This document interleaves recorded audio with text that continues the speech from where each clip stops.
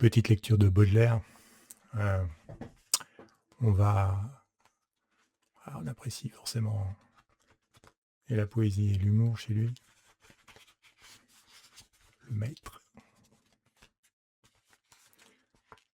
Alors, ça s'appelle Madame Bistouri, c'est de la prose. Madame Bistouri. Comme j'arrivais à l'extrémité du faubourg, sous les éclairs du gaz, je sentis un bras qui se coulait doucement sous le mien, et j'entendis une voix qui me disait à l'oreille « Vous êtes médecin, monsieur ?» Je regardai, c'était une grande fille, robuste, aux yeux très ouverts, légèrement fardés, les cheveux flottant au vent avec les brides de son bonnet. « Non, je ne suis pas médecin, laissez-moi passer. »« Aussi, vous êtes médecin, je le vois bien. Venez chez moi, vous serez bien content de moi. Allez. »« Sans doute j'irai vous voir, mais plus tard. Après le médecin, que diable !» fit-elle, toujours suspendue à mon bras et en éclatant de rire. « Vous êtes un médecin farceur. J'en ai connu plusieurs dans ce genre-là. Venez. » J'aime passionnellement le mystère, parce que j'ai toujours l'espoir de le débrouiller.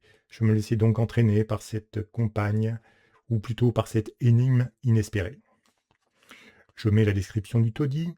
On peut la trouver dans plusieurs vieux poètes français bien connus. Seulement, détail non aperçu par Régnier, 2 ou 3 portraits de docteurs célèbres étaient suspendus au mur.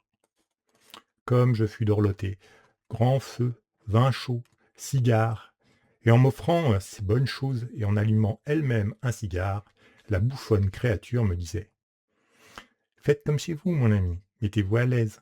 Ça vous rappellera l'hôpital et le bon temps de la jeunesse. Ah ça, où donc avez-vous gagné ces cheveux blancs? Vous n'étiez pas ainsi il n'y a pas encore bien longtemps, quand vous étiez interne de L. Je me souviens que c'était vous qui assistiez dans les opérations graves. En voilà un homme qui aime couper, tailler et rogner. C'était vous qui lui tendiez les instruments, les fils et les éponges. Et comme, l'opération faite, il disait fièrement, en regardant sa montre, « 5 minutes, messieurs !» Oh, moi, je vais partout. Je connais bien ces messieurs. Quelques instants plus tard, me tutoyant, elle reprenait son antienne et me disait « Tu es médecin, n'est-ce pas, mon chat ?» Cet inintelligible refrain me fit sauter sur mes jambes. « Non !» criai-je furieux. « Chirurgien, alors ?»« Non, non, à moins que ce ne soit pour te couper la tête !» S'ensuit des insultes. « Attends, reprit-elle, tu vas voir. » Et elle tira d'une armoire une liasse de papier qui n'était autre chose que la collection des portraits des médecins illustres de ce temps, lithographiés par Morin, qu'on a pu voir étalés pendant plusieurs années sur le quai Voltaire. « Tiens, le reconnais-tu, celui-ci ?»« Oui, c'est X. Le nom est au bas d'ailleurs, mais je le connais personnellement. »« Je savais bien. Tiens, voilà Z, celui qui disait à son cours, en parlant de X, ce monstre qui porte sur son visage la noirceur de son âme. Tout cela parce que l'autre n'était pas de son avis dans la même affaire. Comme on riait de ça à l'époque, dans le temps. Tu t'en souviens? Tiens, voilà K, celui qui dénonçait au gouvernement les insurgés qu'il soignait à son hôpital. C'était le temps des émeutes. Comment est-ce possible qu'un si bel homme ait si peu de cœur? Voici maintenant W, un fameux médecin anglais. Je l'ai attrapé à son voyage à Paris. Il a l'air d'une demoiselle, n'est-ce pas? Et comme je touchais à un paquet ficelé, posé aussi sur le guéridon. « Attends un peu, dit-elle.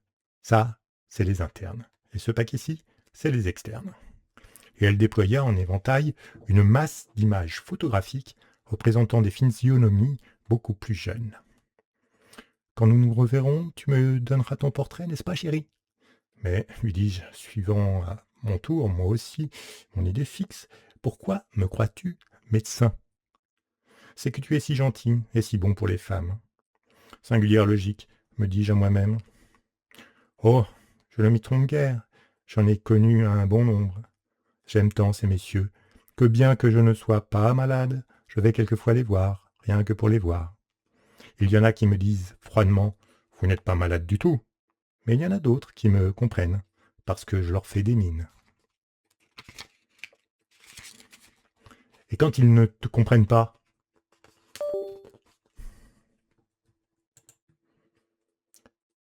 Dame, comme je les ai dérangés inutilement, je laisse 10 francs sur la cheminée.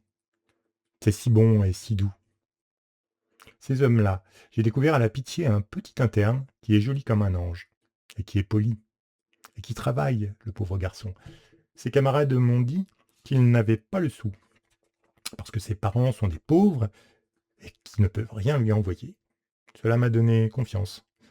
Après tout, je suis assez belle femme, quoique pas trop jeune.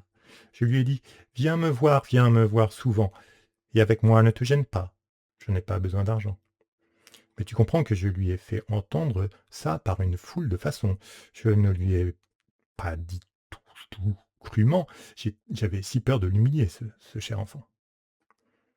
Eh bien, croirais-tu que j'ai une drôle d'envie que je n'ose pas lui dire.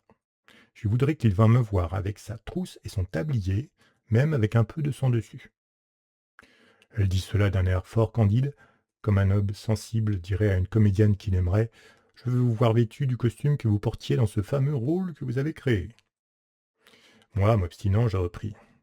Peux-tu te souvenir de l'époque et de l'occasion où est née en toi cette passion si particulière? Difficilement je me fis comprendre, enfin j'y parvins.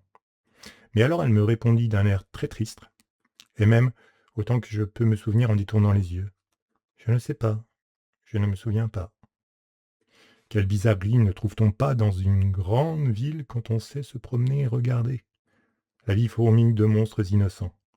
Seigneur mon Dieu, vous le Créateur, vous le Maître, vous qui avez fait la loi et la liberté, vous, le souverain qui laissait faire, vous, le juge qui pardonnait, vous qui êtes plein de motifs et de causes, et qui avez peut-être mis dans mon esprit le goût de l'horreur pour convertir mon cœur, comme la guérison au bout d'une lame.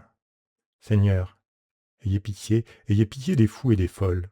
Ô Créateur, peut-il exister des monstres aux yeux de celui-là, seul qui sait pourquoi ils existent? Comment ils se sont faits et comment ils auraient pu ne pas se faire?